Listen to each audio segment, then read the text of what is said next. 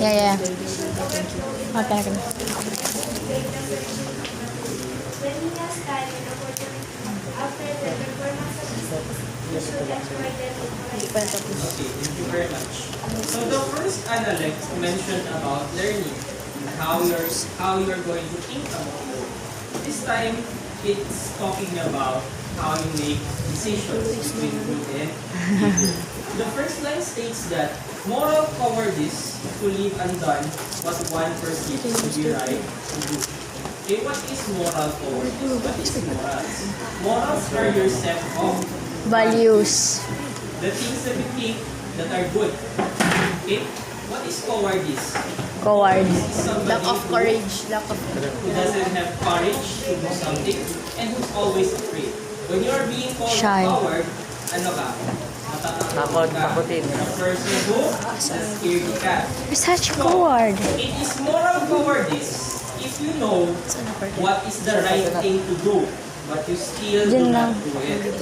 For example, Oh. okay, you know that it is right to submit your requirements on schedule. Yeah. Okay? So what does the others do? Ayaw nilang mag-submit.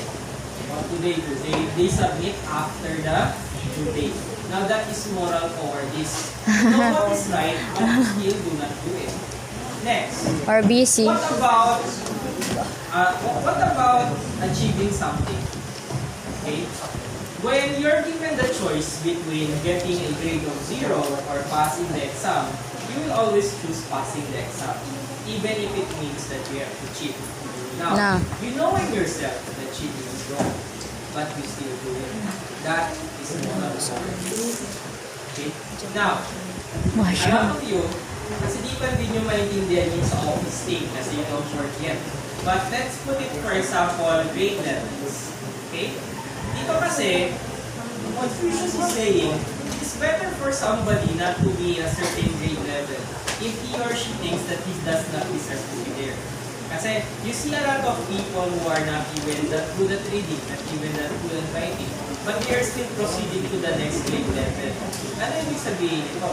Sabi niya, it's not important if you're getting a higher position. What's important is your credentials and if you have the requirements to be there.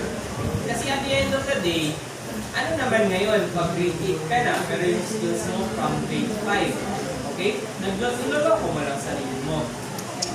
That is the point there. And then, what did he say here? The noble sort of a man is dignified but not proud. Yeah. What's noble? Somebody of high status. Now, being a noble is subjective. It's not always about being rich or being powerful. A person who is noble in heart is somebody who thinks better than an ordinary man. So, what does it mean to be dignified but proud? First, we have to understand dignity. Okay? Where does dignity come from? Dignity stems out from self-respect. Okay? You are able to respect yourself and other people are able to respect you. Dignity is actually a very important thing, especially for your generations today, where more and more people are losing self-respect. Bakit? Okay? They lose self-respect just because they want to follow some trends. Sometimes they lose self-respect kasi wala lang, gusto lang nila.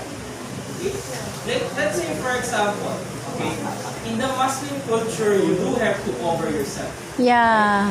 But then there are some Muslim girls, Nangyatays yun na yan. sa TikTok pa talaga, Na weird that. haram, subhanallah.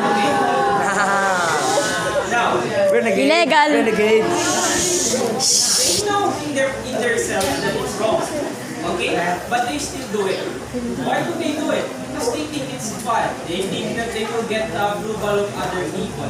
But how about those na sinasabi na, uy, haram yan? Okay, how about those na sinasabi na, you don't deserve to be a Muslim. Kasi you're Yeah. acting like a prostitute. Na, Allahu Akbar. Takbir. When people start disrespecting you, that's the time you start An losing answer. your dignity. Yeah. Hindi sana they're just disrespecting you kasi wala lang, gusto lang nila.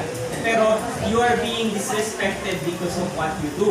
Na. That's the time when somebody loses their dignity. So let's say, for example, somebody is very successful. But on his way to success, he had to trample on a lot of individuals. He had to cheat. He had to be corrupt. Okay? To other people, he will look very dignified. But to those na niloko niya, okay, they know that that person doesn't have dignity. Dignity is your ability to be respected, and at the same time, you are not tarnished by evil deeds. Yes. That is dignity. Now, what is Confucius saying here? Sabi niya, a noble sort of a man is dignified but not proud. Yeah. Kasi di ba, when you're somebody who is successful, when you're being respected by everybody, you can't help but be proud.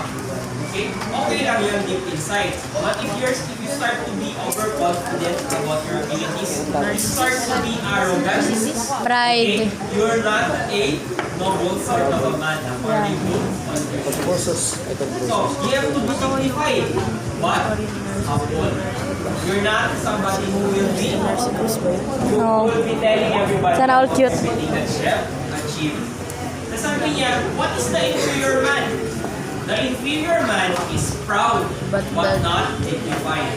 Ano yung sabihin No, he's nun? proud, but mayabang. Okay. Pride, arrogant. Perfect ako sa exam. Ano ka nag-perfect? You're using your phone. No, miyate. Yes. No. Okay. Allahu Akbar. Proud, Subhanallah. but not dignified. So, next, Ano? let's move on to the next part. Sumimas. Let's have another